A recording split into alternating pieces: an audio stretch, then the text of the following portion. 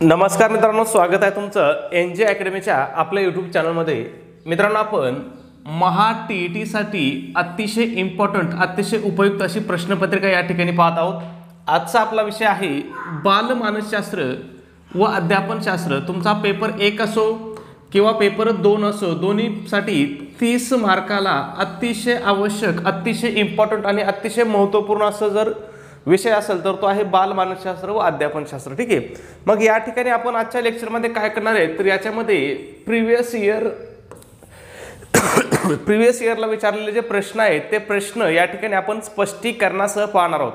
हे प्रश्न असे आहेत मित्रांनो की हे तुम्हाला तोंडपाठ करूनच ठेवायचे आहेत, कारण परीक्षेमध्ये हे प्रश्न पुन्हा पुन्हा विचारले जाणारे आहेत, म्हणून तुम्हाला काय करायचं हे तोंडपाठच करून ठेवायचे आहेत। या ठिकाणी आपण जे 20 प्रश्न घेतलेत यापैकी तुम्हाला कमीत कमी 5 प्रश्न परीक्षेमध्ये जशाच्या तसे येणार आहेत।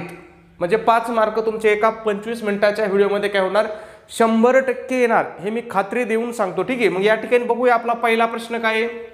वैयक्तिक बुद्धिमत्ता या संकल्पनेचा विकास करून स्वतःशी व इतरांशी जुळवून घेण्याची क्षमता म्हणजे भावनिक बुद्धिमत्ता ही संकल्पना डॅश डॅश यांनी मांडली। आता या ठिकाणी आपल्याला काय केलंय, एक भावनिक बुद्धिमत्तेची संकल्पना दिली आणि ही संकल्पना कोणी मांडली असं आपल्याला या ठिकाणी विचारलंय। मग ही संकल्पना कोणी मांडली आहे तर ही डॅनियल गोलमन यांनी मांडलेली आहे। कशाची संकल्पना आहे किंवा कशाची व्याख्या आहे ही तर भावनिक बुद्धिमत्तेची व्याख्या आहे।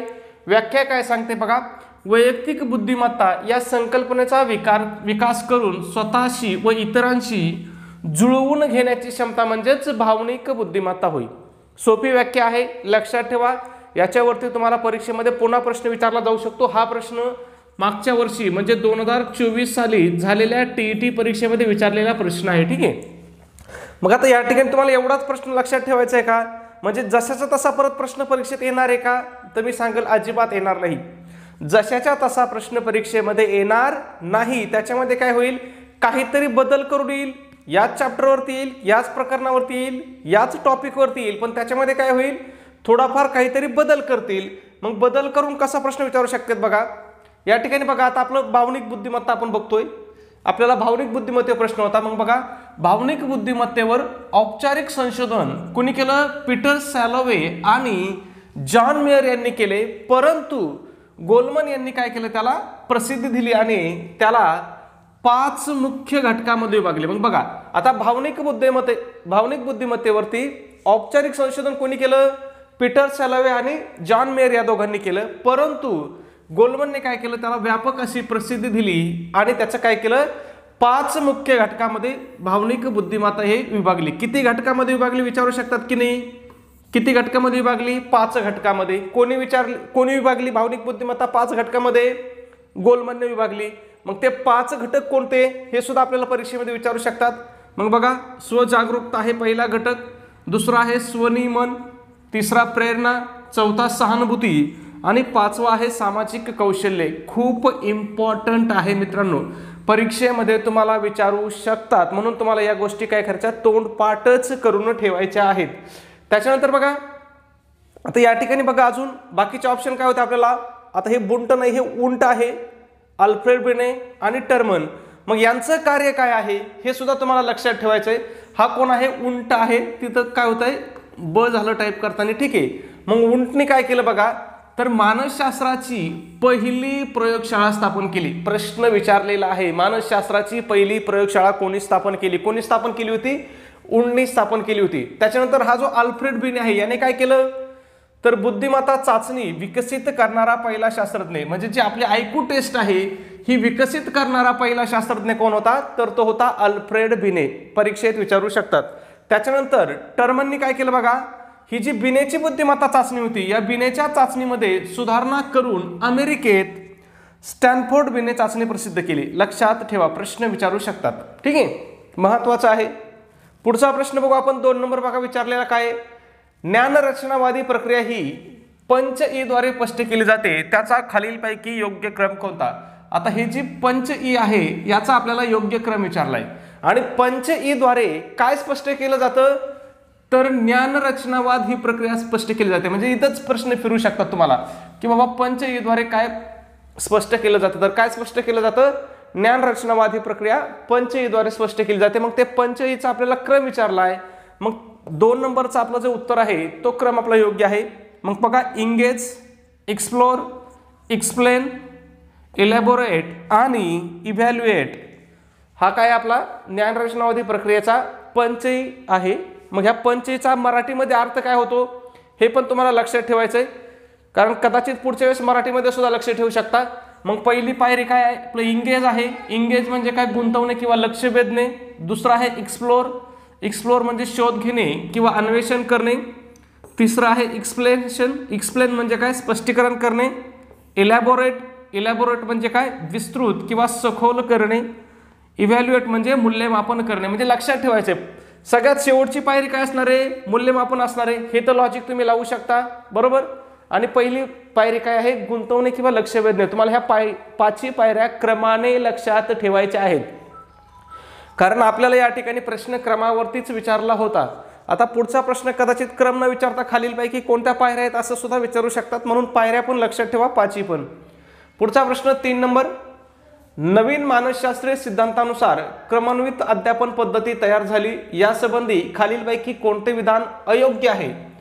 आता काय विचारलंय, कोणते विधान अयोग्य आहे असं विचारलंय. अयोग्य म्हणजेच कोणतं, तर कोणतं विधान चूक आहे असं आपल्याला या ठिकाणी विचारले. कशा संदर्भात, क्रमान्वयित अध्यापन पद्धती संदर्भात विचारले. ठीक आहे, मग बघूया. सुयोग्य चेतकाद्वारे निश्चित दिशेने विशिष्ट प्रकारचे प्रतिचार क्रमाने घडवून आणणे. बघा, क्रमान्वित अध्याय पद्धती म्हणलं काय होणार आहे, क्रमाक्रमानेच होणार आहे की नाही, नावातच आहे. मग हे विधान कसं असणार आहे, बरोबर असणार आहे. आपल्याला कोणतं ओळखायला सांगितलंय, चुकीचं ओळखायला सांगितलंय. समाधानामुळे प्रतिचारांची पुनरावृत्ती थांबते, समाधानामुळे प्रतिचारांची पुनरावृत्ती थांबते, हे विधान चुकीचं आहे आणि हेच आपलं या ठिकाणी उत्तर असणार आहे. ठीक आहे. त्याच्यानंतर लक्षात ठेवायचं, स्किनर या मानसशास्त्रज्ञाने शिकवण्यासंबंधी प्रबलीकरण उपपत्ती मांडली. प्रश्न विचारलेला आहे, प्रबलीकरण उपपत्ती कोणी मांडली, मग ती कोणी मांडलेली आहे, स्किनरनी मांडलेली आहे, बरोबर आहे.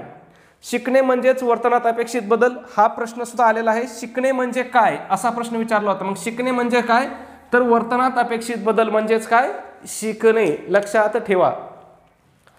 पुढचा प्रश्न बघण्या अगोदर बघूया आपण इथं क्रमान्वित अध्यापन पद्धती कशावरती आधारित आहे. बघा, BF स्किनर यांच्या क्रियापासून अनुबंधन आणि प्रबलीकरण उपपत्ती यावर आधारित आहे. म्हणजे तुम्हाला असं सुद्धा विचारलं जाऊ शकतो की क्रमान्वित अध्यापन पद्धती ही कोणाच्या उपपत्तीवरती आधारित आहे, तर ती कोणाच्या उपपत्तीवरती आधारित आहे, BF स्किनरच्या. BF स्किनरच्या कोणकोणत्या उपपत्ती आहेत बघा, तर क्रियापासून अनुबंधन ही एक उपपत्ती आहे आणि प्रबलीकरण उपपत्ती, या दोन्ही पण कोणाच्या आहेत, BF स्किनरच्या आहेत. लक्षात ठेवा, परीक्षेमध्ये फिरून फिरून प्रश्न तुम्हाला विचारू शकतात. पुढचा प्रश्न आहे आपला 4 नंबर. मला माहिती आहे आपण थोडंसं काय करतोय, आज थोडंसं फास्ट घेतोय, कारण आपण या ठिकाणी जास्त प्रश्न घेतलेले आहेत. परीक्षेला दिवस कमी आहेत, त्याच्यामुळे आपण मध्ये तुमचा कुठलाही टाइमपास करत नाही. जे महत्त्वाचं आहे, जे इम्पॉर्टंट आहे, जे परीक्षेच्या दृष्टीने अतिशय उपयुक्त आहे, तेच आपण या ठिकाणी सांगणार आहोत. 4था प्रश्न आहे बघा, खालीलपैकी कोणते विधान राष्ट्रीय अभ्यासक्रम आराखडा 2005 मध्ये नमूद केलेल्या मार्गदर्शक तत्वापैकी एक आहे.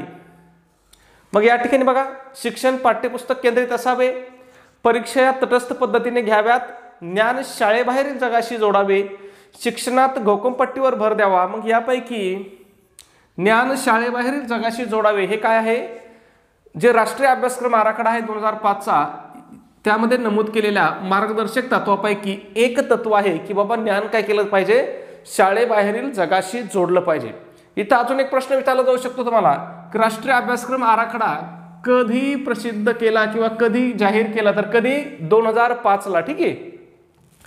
मग या ठिकाणी तुम्हाला लक्षात ठेवायचं आहे NCF ची मार्गदर्शक तत्वे. आता NCF म्हणजेच काय, तर नॅशनल सर्क्युलम फ्रेमवर्क म्हणतात त्याला, 2005. मग या ठिकाणी बघा, राष्ट्रीय अभ्यासक्रम आराखडा 2005, त्यालाच NCF म्हटलं जातं. NCF 2005 हा शिक्षण अधिक प्रभावी, आनंददायी आणि मुलांच्या जीवनाशी जोडणारा असावा यासाठी बनवण्यात आला. म्हणजे विचारू शकतात की राष्ट्रीय अभ्यासक्रम आराखडा कशासाठी बनवण्यात आला, तर कशासाठी, शिक्षण अधिक प्रभावी, आनंददायी आणि मुलांच्या जीवनाशी जोडणारे असावं याच्यासाठी बनवण्यात आला. या आराखड्याची 5 प्रमुख मार्गदर्शक तत्वे आहेत. या आराखड्यामध्ये किती प्रमुख मार्गदर्शक तत्वे आहेत विचारू शकतात की नाही? किती आहेत? 5 आहेत. आता किती सोपं आहे बघा, आराखडा कधीचा आहे? 2005चा आहे. मग प्रमुख मार्गदर्शक तत्व सुद्धा किती आहेत? 5 आहेत. मग ही 5 मार्गदर्शक तत्वे कोणकोणते आहेत लक्षात ठेवा, कारण खूप इम्पॉर्टंट आहेत. ज्ञान शाळेबाहेरील जीवनाशी जोडणे, शिक्षण घोकंपट्टीच्या पद्धतीपासून दूर नेणे, म्हणजे घोकंपट्टी पद्धत इथं बंद करायची किंवा कमी करायला सांगितलंय. अभ्यासक्रम पाठ्यपुस्तकापुरता मर्यादित न ठेवता मुलांच्या सर्वांगीण विकासावर भर देणे. बघा, मुलांच्या सर्वांगीण विकासावरती भर आहे. परीक्षांना अधिक लवचिक बनवणे आणि त्या वर्गातील जीवनाशी एकत्रित करणे. लोकशाही देशाच्या मूल्यांची चिंता करणाऱ्या अधिसंस्कृतीला पोषण देणे महत्त्वाचे आहेत. 5 पण लक्षात ठेवा, तोंडपाठ ठेवले तरी चालेल. म्हणजे आपण सांगितलेली प्रत्येक गोष्ट तुम्हाला इथं तोंडपाठच ठेवायची आहे. पुढचा प्रश्न बघण्याअगोदर एक छोटीशी पण एक महत्त्वाची सूचना.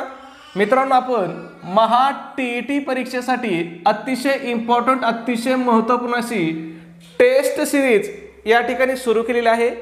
आपल्या टेस्ट सिरीजचं वैशिष्ट्य आहे की या ठिकाणी ही तुमच्या संपूर्ण अभ्यासक्रमावर आधारित अशी आपली टेस्ट सिरीज असणार आहे. मग या टेस्ट सिरीजमध्ये तुम्हाला काय काय भेटेल मित्रांनो? तर तुम्हाला 10 टेस्ट पेपर भेटतील. त्याचबरोबर आतापर्यंत झालेल्या TETच्या सर्व प्रश्नपत्रिका तुम्हाला उत्तरासहित तुम्हाला प्रोव्हाइड केल्या जातील. म्हणजे या प्रश्नपत्रिकेतले प्रश्न जरी तुम्ही एकदा नजरेखालून घातले तर तुमचा 50% सिलेबस इथं कव्हर होऊन जाईल. त्याच्यानंतर या टेस्टवरतीच आपण तुम्हाला फ्रीमध्ये अतिशय IMP अशा नोट्स तुम्हाला प्रोव्हाइड करणार आहोत. मग यामध्ये कोणकोणत्या विषयाच्या नोट्स असतील? मराठी असेल, इंग्रजी असेल, गणित बुद्धिमत्ता असेल, इतिहास असेल, भूगोल असेल, मानसशास्त्र सुद्धा अतिशय IMP अशा नोट्स असतील. अतिशय IMP म्हणजे या ठिकाणी मानसशास्त्राला 30 पैकी 25 मार्क तर 100% आपल्या नोट्समधून तुम्हाला पडतील, एवढ्या डिटेल्स नोट्स असतील. त्याचबरोबर इयत्ता 4थी ते 8वीचे जे पुस्तकं आहेत आपले शालेय पुस्तकं, इतिहास, भूगोल, राज्यशास्त्र आणि विज्ञान, याच्या सुद्धा तुम्हाला अतिशय IMP अशा तुम्हाला नोट्स तुम्हाला या ठिकाणी प्रोव्हाइड केल्या जातील. म्हणजे एवढ्या 2 नोट्सचा जरी तुम्ही अभ्यास केला ह्या आणि या, तरी सुद्धा तुम्हाला परीक्षा या दोन्ही पण मिळून तुम्हाला 50 मार्क तर तुमचे फिक्स झाले. ठीक आहे. मग 50 मार्क फिक्स झाले तर तुम्हाला राहिलेले 40 मार्क पाडायचे. राहिलेले 40 मार्क तुम्ही फक्त ह्या टेस्ट आणि झालेल्या प्रश्नपत्रिका जरी पाहिल्या तरी तुम्हाला पडून जातील. म्हणजे तुम्ही परीक्षा 100% पास होतात. हे बाकीचे विषय केले नाही तरी सुद्धा, एवढ्या 2 गोष्टी जरी केल्या तरी. ठीक आहे. मग या सगळ्या मटेरियलची आपली किंमत किती आहे मित्रांनो? तर 200 रुपये किंमत आहे. त्याच्यामध्ये सुद्धा विद्यार्थ्याच्या मागणीस आपली जी ऑफर आहे ही आपली ऑफर आज सुद्धा चालू आहे. मग ऑफरनुसार जर तुम्ही आज आपली टेस्ट सिरीज घेतली तर ही टेस्ट सिरीज तुम्हाला फक्त आणि फक्त किती रुपयाला भेटेल? तर 139 रुपयाला तुम्हाला आपली ही टेस्ट सिरीज भेटेल. मग हे 139 रुपये तुम्हाला कुठं पे करायचे आहेत? तर तुमच्याकडे गुगल पे असेल, फोनपे असेल, त्याच्यावरती आपला नंबर आहे 9689141630, 9689141630. हा आपला गुगल पे फोनपे नंबर आहे. यावरती तुम्हाला 139 रुपये पे करायचे आहेत. आणि तुम्ही जे पैसे पाठवता त्याचा एक काय करायचा आहे? एक स्क्रीनशॉट काढायचा आहे आणि हा स्क्रीनशॉट मला व्हॉट्सॲपला शेअर करायचा आहे. व्हॉट्सॲपला सुद्धा आपला हाच नंबर आहे 9689141630. हाच आपला व्हॉट्सॲप नंबर आहे. याच्यावरती तुम्हाला पैसे पाठवल्याचा स्क्रीनशॉट पाठवायचा आहे. तुमचा स्क्रीनशॉट मिळाल्याबरोबर 5 मिनिटाच्या आतमध्ये तुम्हाला संपूर्ण स्टडी मटेरियल या ठिकाणी काय केलं जाईल? व्हॉट्सॲपलाच PDF स्वरूपामध्ये प्रोव्हाइड केलं जाईल. पुढचा प्रश्न आहे आपला 5 नंबर. उद्गामी विचार प्रतिमान हे डॅश डॅश यांच्या संशोधनावर आधारलेले आहे. काय विचारलंय? उद्गामी विचार प्रतिमान हे डॅश डॅश यांच्या संशोधनावर आधारलेलं आहे. म्हणजे हे कोणाच्या संशोधनावरती आधारलेलं आहे असं आपल्याला विचारलंय. कोणतं प्रतिमान? उद्गामी विचार प्रतिमान. मग हे हिल्डा टाबा यांच्या संशोधनावरती आधारलेलं आहे. त्याच्यानंतर बाकीच्या पर्यायाचं सुद्धा तुम्हाला लक्षात ठेवायचं आहे. रिचर्ड सचमन. मग रिचर्ड सचमन यांचं प्रतिमान कोणतं आहे? चौकशी प्रशिक्षण प्रतिमान आहे. म्हणजे इथं प्रश्न तुम्हाला फक्त असा विचारू शकतात, हा शब्द कट करतील आणि चौकशी प्रशिक्षण प्रतिमान खालीलपैकी कोणाचं आहे असं सुद्धा विचारू शकतात. मग हे कोणाचं आहे? तर रिचर्ड सचमनचं आहे. त्याच्यानंतर हा जो कार्ल रॉजर्स आहे याचं कोणतं प्रतिमान आहे? तर अमानिर्देशनात्मक प्रतिमान. ठीक आहे. हे कोणाचं आहे? कार्ल रॉजर्सचं आहे. डेव्हिड हंट, आपल्याला जे चौथा ऑप्शन होता डेव्हिड हंट, यांचं कोणतं प्रतिमान आहे? संकल्पना प्राप्त प्रतिमान आहे. म्हणजे तुमचे एका प्रश्नापासून तुम्हाला तिथले चारही ऑप्शन आपण काय करतो तुमच्या या ठिकाणी क्लिअर करून टाकलेले आहेत. कसाही फिरून प्रश्न विचारू दे ना, प्रश्न चुकेल का आपला? अजिबात चुकणार नाही. 6 नंबर प्रश्न, उद्दिष्टांच्या श्रेणीबद्ध वर्गीकरणामध्ये क्रियात्मक क्षेत्रातील स्तर निश्चित करण्याचा प्रयत्न डॅश यांनी केला. तर बघा कोणत्या क्षेत्रातलं? तर क्रियात्मक क्षेत्रामधले स्तर निश्चित करण्याचा प्रयत्न कोणी केला असं आपल्याला या ठिकाणी विचारलंय. मग हा प्रयत्न कोणी केला होता?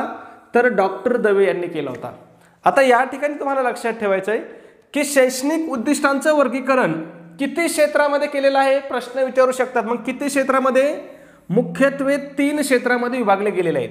मग हे 3 क्षेत्र कोणते आहेत शैक्षणिक उद्दिष्टांच्या वर्गीकरणाचे? तुम्हाला तोंडपाठ ठेवायचे आहेत. मग हे 3 क्षेत्र कोणते आहेत बघा. पहिलं क्षेत्र आहे ज्ञानात्मक क्षेत्र, दुसरं क्षेत्र आहे भावनात्मक क्षेत्र आणि तिसरं क्षेत्र क्रियात्मक क्षेत्र, ज्याच्यावरती आपल्याला प्रश्न विचारला होता. आता प्रश्न आपल्याला क्रियात्मक क्षेत्रावरती होता. कदाचित उद्या प्रश्न आपल्याला ज्ञानात्मक क्षेत्रावरती विचारतील किंवा भावात्मक क्षेत्रावरती विचारतील. मग लक्षात ठेवायचं, ज्ञानात्मक क्षेत्र डॉक्टर ब्लूम आणि त्यांच्या सहकाऱ्यांनी 1956 मध्ये हे स्तर निश्चित केला. त्याच्यानंतर भावनात्मक क्षेत्र कोणी केलं? क्रॅथहोल आणि त्यांच्या सहकाऱ्यांनी हा स्तर निश्चित केला. आणि क्रियात्मक क्षेत्र या क्षेत्रात कोणी केला बघा?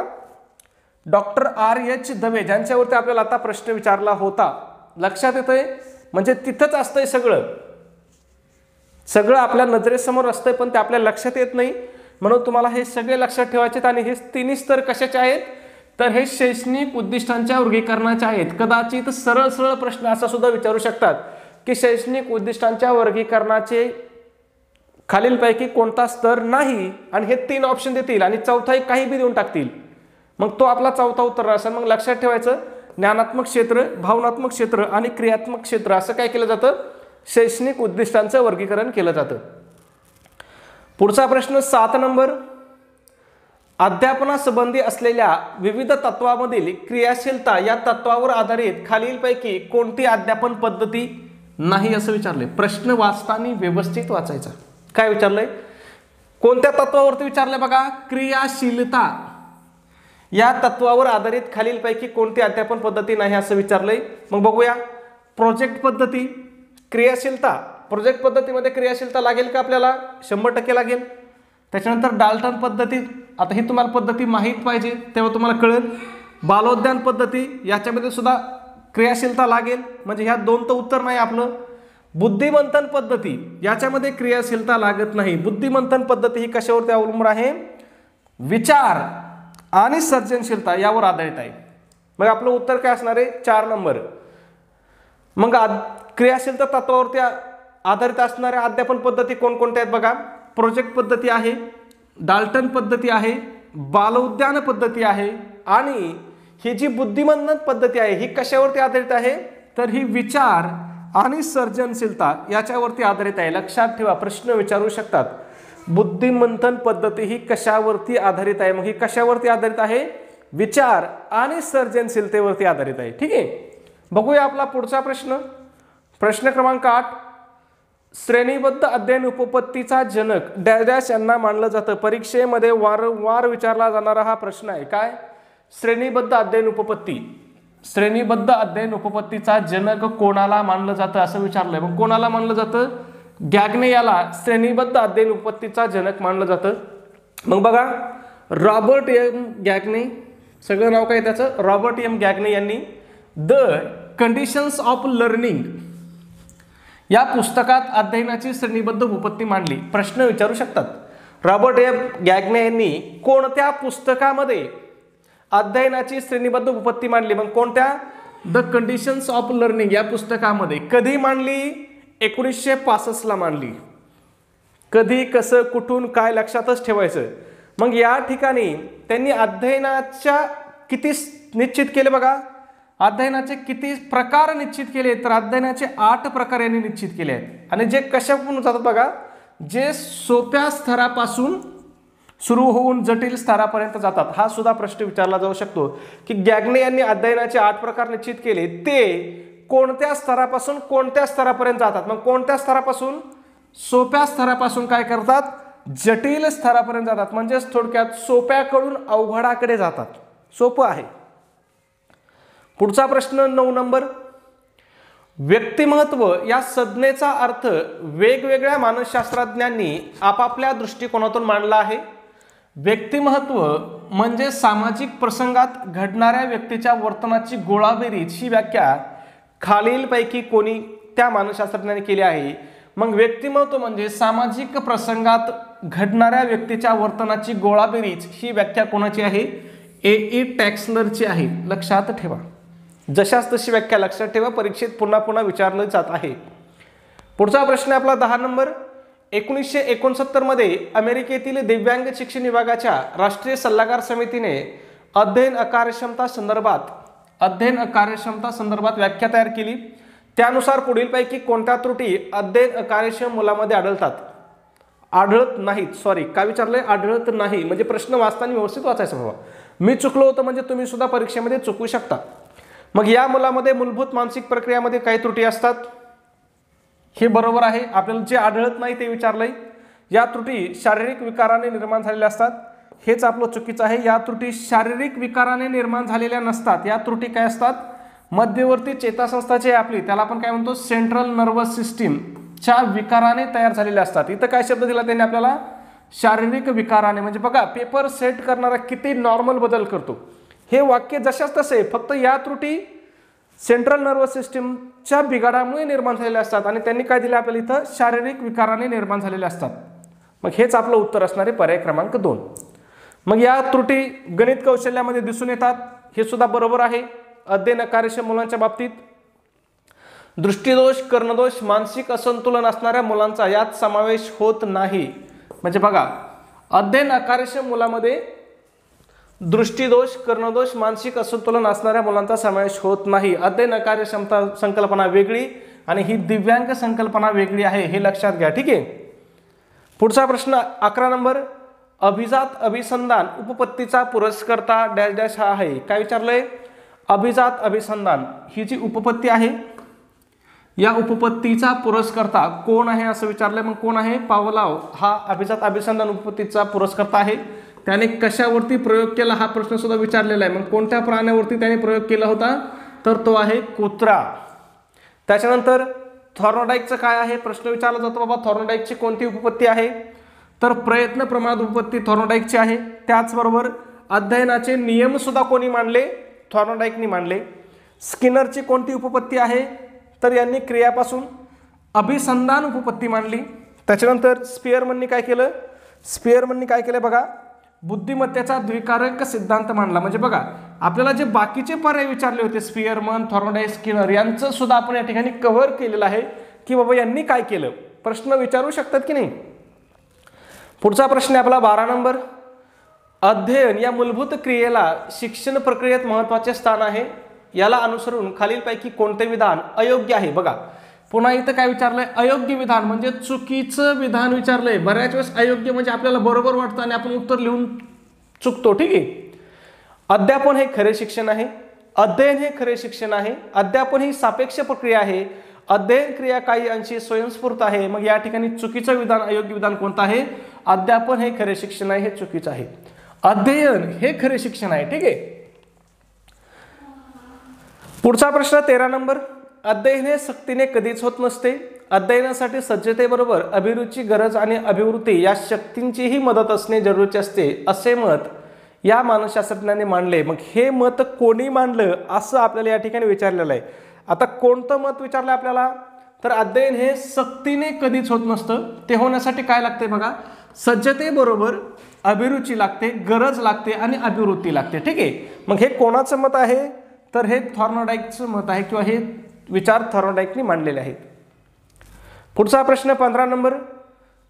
5वीच्या विद्यार्थ्यांना त्रिकोणाच्या 3 कोणांची बेरीज 180 अंश असते हे शिकवण्यासाठी फळ्यावर विविध त्रिकोण काढून प्रत्येक त्रिकोणाचा कोन मोजून कोणांची बेरीज करणे व निष्कर्षापर्यंत पोहोचणे यासाठी खालीलपैकी कोणते अध्यापन सूत्र उपयोगी ठरते? तर यापैकी कोणतं अध्यापन सूत्र उपयोगी ठरेल? विशेषाकडून सामान्याकडे हे जे अध्यापन सूत्र आहे हे या ठिकाणी काय होईल? उपयुक्त ठरेल. ठीक आहे. असे प्रश्न परीक्षेत वारंवार विचारलेले आहेत, त्याच्यामुळे लक्षात ठेवा. 16 नंबर, ऑफिसमध्ये अमोलवर बॉस खूप रागावला, त्याचा अपमान केला. अमोलला बॉसचा खूप राग आला. त्याने घरी आल्यावर बायको मुलावर राग काढला. हे उदाहरण डॅशच्या संरक्षण यंत्रणेचं आहे. बघा, ऑफिसमधला ताण किंवा शाळेतला ताण, कामातला ताण आपण जर घरी जाऊन काढला तर हे कोणत्या संरक्षण यंत्रणेचं उदाहरण आहे? तर हे विस्थापनाचं आहे. म्हणजे एका जागेवरच असताना आपण कुठं जाऊन काढला ताण? दुसऱ्या जागेवर जाऊन काढला. म्हणजे काय झालं? विस्थापन झालं. म्हणजे प्रश्नातच उत्तर दिलेलं असतंय, फक्त तुम्हाला लॉजिक लावायचंय. पुढचा प्रश्न, बालकाच्या वाढी संदर्भात पुढीलपैकी कोणते विधान अयोग्य आहे? आता पुन्हा बघा, अयोग्य म्हणजे कोणतं विधान विचारलं आपल्याला? चूक विधान विचारलं. हे मी वारंवार का सांगतो? तर परीक्षेत याच्यावरती विद्यार्थ्याच्या भरपूर चुका झालेल्या आहेत. वाढ ही शारीरिक बाबीशी संबंधित आहे, बरोबर आहे. वाढ ही कशाशी संबंधित आहे? शारीरिक बाबीशी संबंधित आहे. वाढ ही गुणात्मक बाब आहे. बघा, चुकवलं. वाढ ही गुणात्मक बाब नसून विकास ही गुणात्मक बाब आहे. काय आहे गुणात्मक बाब? विकास ही गुणात्मक बाब आहे. मग आपलं हेच उत्तर असणार आहे. त्याच्यानंतर वाढ ही विशिष्ट वयानंतर थांबते. तुम्हाला पण माहिती आहे, थांबतेच. वाढीमध्ये समतोलपणाची अपेक्षा गृहीत धरली जात नाही. ठीक आहे. पुढचा प्रश्न 18 नंबर, हावर्ड गार्डनर यांच्या मते प्रत्येक व्यक्तीमध्ये 8 प्रकारच्या बौद्धिक क्षमतांचा संच कार्यरत असतो. प्रत्येकामध्ये या क्षमताचे प्रमाण सारखेच नसते. खालीलपैकी कोणत्या बौद्धिक क्षमताच्या संचाच्या साहाय्याने व्यक्ती दैनंदिन जीवनामध्ये अतिशय आत्मविश्वासाने कोणत्याही परिस्थितीला तोंड देऊन आनंदाने, समाधानाने व यशस्वीपणे जीवन व्यक्ती करतात? व्यक्ती अंतर्गत बुद्धिमत्ता या तत्वाने. ठीक आहे. मग आता या ठिकाणी तुम्हाला लक्षात ठेवायचं आहे, हार्वर्ड गार्डनर याच्या मते प्रत्येक व्यक्तीमध्ये किती प्रकारच्या बौद्धिक क्षमतांचा संच कार्यरत असतो? तर 8 प्रकारच्या बौद्धिक क्षमतांचा संच कार्यरत असतो. आणि या प्रत्येकामध्ये या क्षमतांचं प्रमाण काय आहे? सारखंच नसते. म्हणजे हे तुम्हाला पण माहिती आहे, मला पण माहिती आहे. प्रत्येकाकडे, सगळ्याकडे सारखी क्षमता नसते. सचिन तेंडुलकर बेस्ट क्रिकेट खेळू शकतो, तर लता मंगेशकरचा आवाज चांगला होता. म्हणजे असं आहे, प्रत्येकाकडे सारखी क्षमता आहे का? नाही. पुढचा प्रश्न 19 नंबर, हृदयाची आंतररचना व कार्य दाखवणारी आकृती पाहून विविध भागांची योग्य नावे देणे, विविध भागांचे कार्य सांगणे, प्रसंगी आकृतीतील चूक शोधणे, विद्यार्थ्यांना निरीक्षण करून काही अनुमान काढता येणे, खालीलपैकी कोणत्या प्रश्न प्रकाराचे उद्दिष्ट आहे? तर हे कोणत्या प्रश्न प्रकाराचे उद्दिष्ट आहे?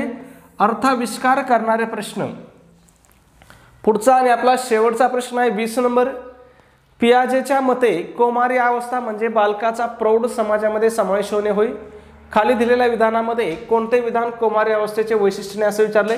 आता या ठिकाणी हे लक्षात ठेवायचं, इथं प्रश्न विचारू शकतात की कोणाच्या मते कौमारी अवस्था म्हणजे बालकाच्या प्रौढ समाजामध्ये समावेश होणे होय. मग कोणाच्या मते?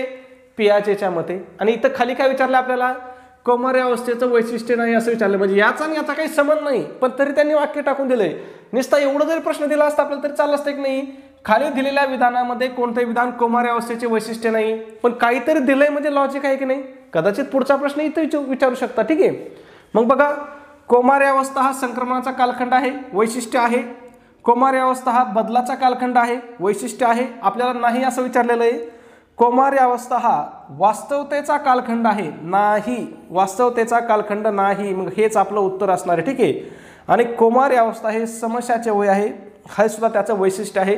मग तुम्हाला तिन्ही वैशिष्ट्ये लक्षात ठेवायची आहेत. कौमारी अवस्था हा संक्रमणाचा कालखंड आहे, कौमारी अवस्था हा बदलाचा कालखंड आहे आणि कौमारी अवस्था हे समस्याचं वय आहे. तिन्ही गोष्टी तुम्हाला लक्षात ठेवायच्या आहेत. ठीक आहे. धन्यवाद मित्रांनो. अशा प्रकारे आज आपण 20 प्रश्न या ठिकाणी स्पष्टीकरणासह पाहिलेले आहेत. या 20 प्रश्नावरून आपण तुमचा कमीत कमी 100 प्रश्नांची तयारी या ठिकाणी करून घेतलेली आहे. ठीक आहे. उद्या पुन्हा आपण एका नवीन व्हिडिओमध्ये भेटूया. तोपर्यंत सर्वांना नमस्ते, धन्यवाद.